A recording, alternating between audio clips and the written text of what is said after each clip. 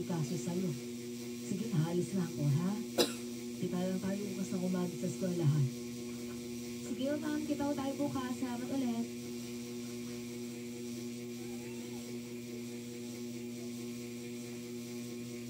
Kumaway ako kay Ma'am Camila. Unang tapa ko pa lang sa kanilang lugar, nakaramdam ako ng kakaibang kasiyahan. Bago ako nagpunta sa lugar na yun, sinabi sa akin ng head namin na walang may gusto na magturo sa isang libid na paaralan. Kaya ang mga bata halos hindi marunong magbasa, magsulat at magbilang. Kaya naging challenge yon para sa akin. Dahil gusto kong maturuan ng mga batang nangangailangan ng gurong gagabay sa kanila. Pagkatapos kong ayusin ang aking mga gamit, nagpasya akong magpahinga muna dahil napagod ako sa paglalakad papunta rito sa kanilang baryo. Kinabukasan, hindi pa sinisikat ang araw, gising na ako. Excited talaga akong makilala ang mga batang magiging estudyante ko. Pagkatapos mag-almusal at magbihis, naglakad na ako papuntang paaralan. Dahil malapit lang, kaya mabilis ako nakarating. Kinaway na kami ng Camila nang makita niya ako.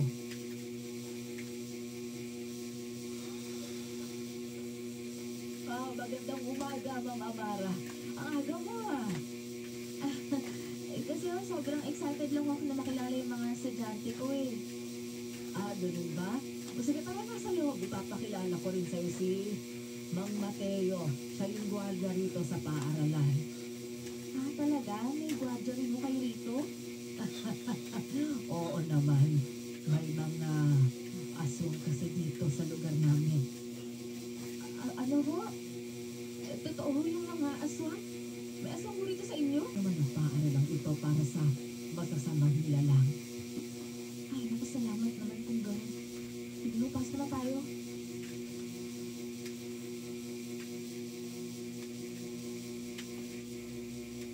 Tumangulang sa akin si Ma'am Camila at hinila na niya ako papasok sa isang silid-aralan. Konti lang ang silid-aralan doon. Siguro nasa 3-4 lang.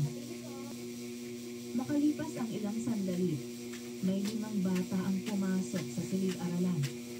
Gumuhit ang ngiti sa aking labi nang makita ko sila.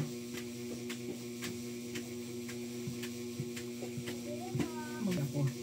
Sige, mama. Salamat sa tulong. Wala yun. Basta kung may kailangan ka o kaya may mga tanong ka, sabihan mo agad ako, ha? Katingin sa akin. Wala silang uniforme at nakasuot lang sila ng tsinelas.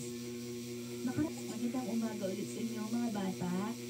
Dahil unang pasok natin ngayon, gusto ko kayong bigyan ng gamit sa eskwela. Gusto niyo ba yun? Opo, Ma'am Amara. Okay, at Julian, tama ba?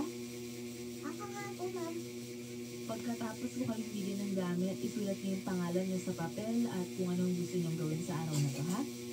Hindi muna tayo magkaklase kasi gusto ko munang malaman ang mga hilig niyong gawin. May kakaintindihan ba tayo, mga bata?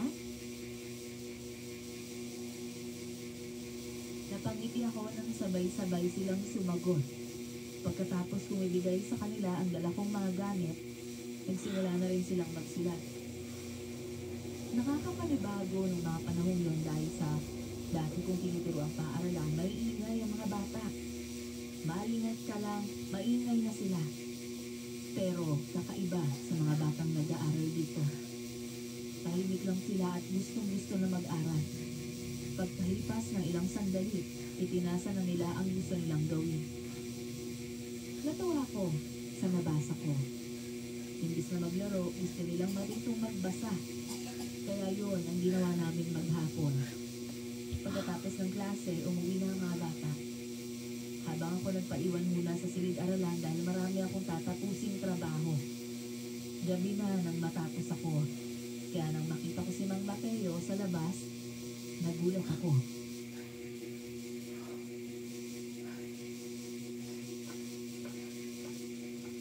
Taga-taga-pero ka, Mamara. Nagulat ho ba kita?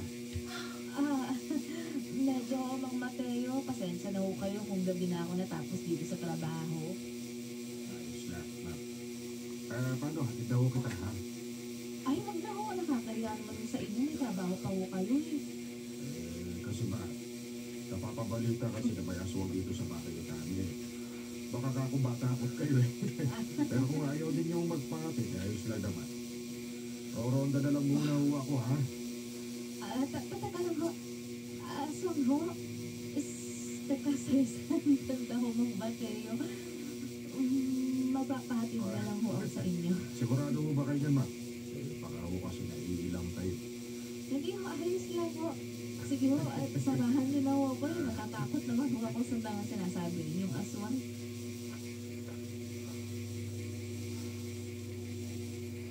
Tumango si Mang Mateo sa akin at sabay na kaming lumabas ng paaralan.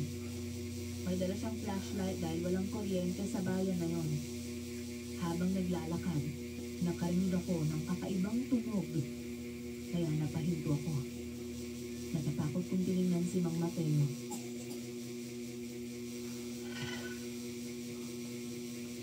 Mang Mateo, ano yung tunog na yun? Mabuhay ba rin ma? Mga aswang ho yun. Aswang! Huwag kayong umalis sa tabi ko, paprotektahan kita. Mang Mateo! Natatakot mo ako. Baka kung ano gawin sa atin ng mga yun. Huwag kang mag-alala, ma. Hawakan mo lang ha. Hindi ko hahayaang may masamang mangyari sa'yo. Pero kung aswang na, hindi ba kayo hindi natin kayanin? Nakita kong inilabas ni Mang Mateo ang isang punyal. Panalangin ko na sana'y makatulong yun para malabanan namin ang aswang.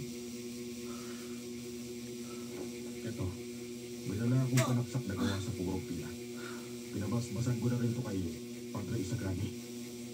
Teka, anong gagawin natin kung biglang umatake yun? Ano pa ba?